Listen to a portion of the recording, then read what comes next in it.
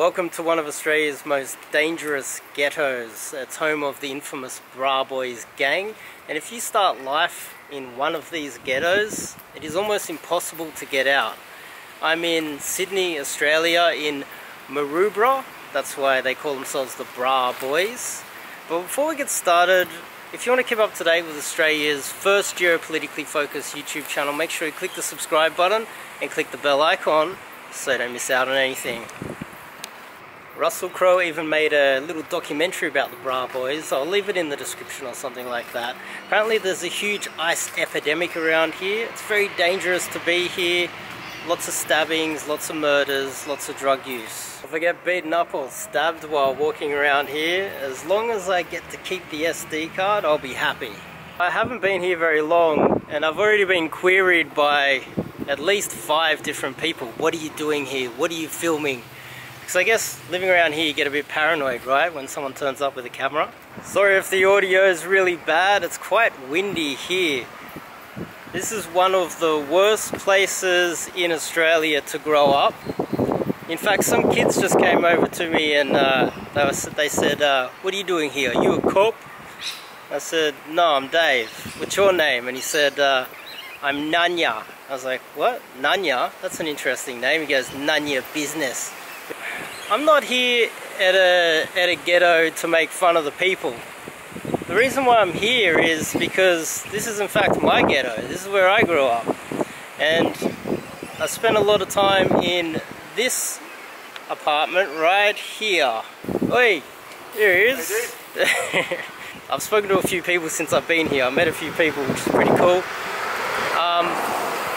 For a dangerous area, I guess people want to come out and see if you're dangerous, so they come out and say hello to you. My mum, she was an orphan, and she grew up in a home. I think it was an all-girls home, something like that. And naturally an extremely damaged human being. She said that she was raped while she was in a home, and because she was raped, she used to remind me as a child quite often, and apparently that was my fault somehow. I remember this particular corner right here. On this corner, I remember being about 5 years old and my auntie walking a couple of us children along in a pram, and she's like smacked out on crack or something. She's like, I don't know, something, she's on some sort of drugs, and she goes, I don't know where to get home. And I said, hey auntie, I know how to get home. She said, shut up kids, you don't know where to get home, I'm an adult. That apartment that I just told you guys about back there, my mum, after bouncing around having many different boyfriends, she left a gangster. He was a bikie, and apparently it didn't go too well, so the bikie was trying to bash down the door to kill my mum. And I remember my aunties, and I remember my grandmother stabbing the bikie in his hand while he was trying to get into the place. My grandmother, I heard stories of her running guns through King's Cross.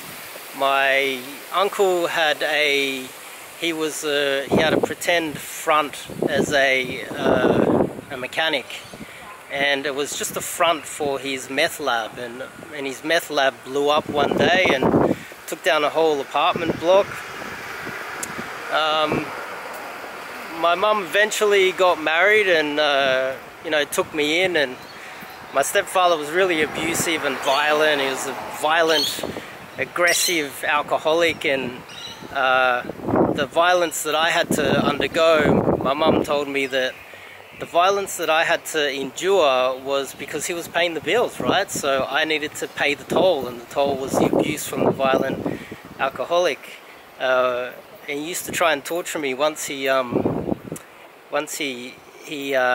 get the little bits of lead out of cars, and he taught me how to melt lead and mold sinkers and sell the sinkers for like $1 each. The problem with that is the fumes from lead really damages your brain. So that was my childhood. Until one day he strangled me until I started convulsing and almost died. Later on I was homeless. And my grandmother, she had a new boyfriend. And this boyfriend, once I was sitting down having dinner, decides to come over and hit me in the head with a steel bar. Now, my whole skull needed to be sewn back together, and the police didn't do anything, because the police don't really do the right thing in dangerous ghettos like this. They don't really care about the human beings there. They don't care about what's right and wrong. They don't really want to do any work. So in fact, when I got back from hospital, the violent offender that hit me in the head with the steel bar was already home. He got back before I got back. So that's Ghetto 101. So you're probably wondering, why am I telling you guys such a kind of depressing story? Well, it's not really that depressing to me. This is a good little walk down memory lane, seeing how shit it is. But the cars are actually quite nice here now. It's like I'm in the ghetto, but there's some really nice cars here. Every now and then, it's a rare occurrence because I provide a lot of facts and evidence in my videos. Every now and then someone says, this guy's a dummy, this guy's so stupid. So I went and did a IQ exam. I did it in December. It is for Mensa. Mensa is the oldest and largest high IQ society in the world. So it's not one of those online exams where you can cheat when you're at home. It's a real exam. It costs you about $60. You go in and you sit down. They take everything off you. You're only allowed a pencil. They even take your glasses, everything, your keys, everything has to go underneath the desk, and they monitor you very carefully. They don't want anyone cheating and getting a high score on an IQ exam and cheating Mensa. So I'm now a member of Mensa. I have one of the highest IQs in Australia. Then it brought me to the next thing which I wanted to talk about, which is, if you have a high IQ and you come from a dangerous ghetto like this, it is almost impossible to get out of it. It is almost impossible. How can the average person get out of a place like this? And I feel that something more needs to be done. It's a burden on society. It's a burden on taxpayers. And we're not identifying people that we could really be giving a lift out of poverty by identifying people with high IQs. The reason why IQ is so important is because there's really only two ways to judge whether someone's going to be successful in life, and the number one way is their IQ. Unfortunately, IQ can be set in stone. It can only decrease. It can't really increase. You can't really teach IQ. It's just memory otherwise. And I saw in India, Mensa goes into India and goes into some of the poorer parts of India and does Mensa exams to try and identify gifted children in India. And the reason why they do that is because they just give a scholarship to a gifted child in extreme poverty in India, and it can really help the Indian economy because someone with a higher IQ is more likely to succeed in work. And these days a degree isn't really worth that much. Degrees aren't really worth that much anymore because there's too many rich kids just getting slotted into university regardless of how useless they are. Mummy and daddy pay for them to go in there, and because they're useless they need to lower the bar so that they can pass, and then they take their degree and mummy and daddy have the connections and they hook them up with a job, and they don't deserve the job and they're incompetent, and then that damages the economy. And look at where we are today. It's because too many rich little shits are getting into university and getting jobs that they just don't deserve because in fact they're useless.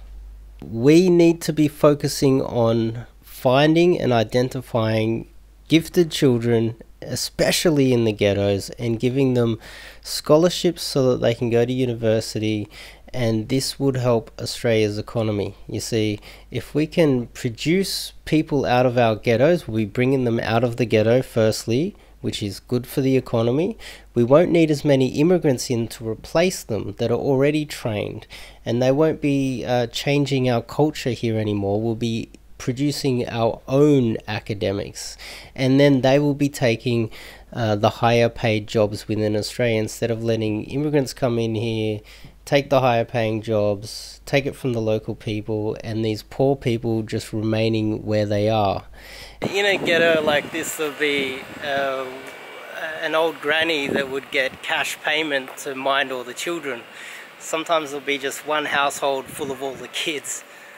And it's so much cleaner around here than when I was growing up. The cars are shinier. It seems a lot safer too. And a lot of people I've seen in the streets just go, "Hey, how you going?" And they just talk back. They're relatively friendly. They're just a little bit suspicious because if you're not from the area, they think that you're you're a cop or you're undercover. You're coming to film them and find their drug lab and lock them up or something like that. But apart from that, it's actually not a bad area. I'd bet that around here there's probably quite a few gifted children that are going unnoticed, and they're being neglected.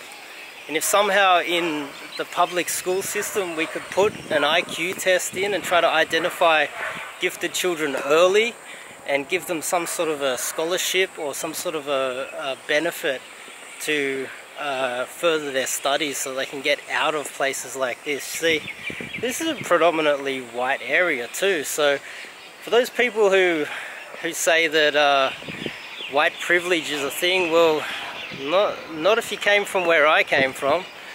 There's not really any white privilege around here.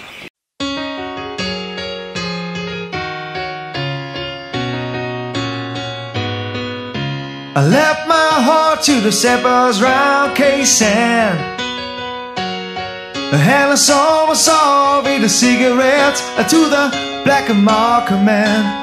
I had the Vietnam cold turkey from the ocean to the Silver City, and that's only I the words could understand. About loan for garden dogs and guarantees. How there were no V-Day heroes, but back in 1973, and how we sailed in the Sydney Harbour. I saw her but I couldn't kiss her, and she was landing, I was home to the lucky land. Come on!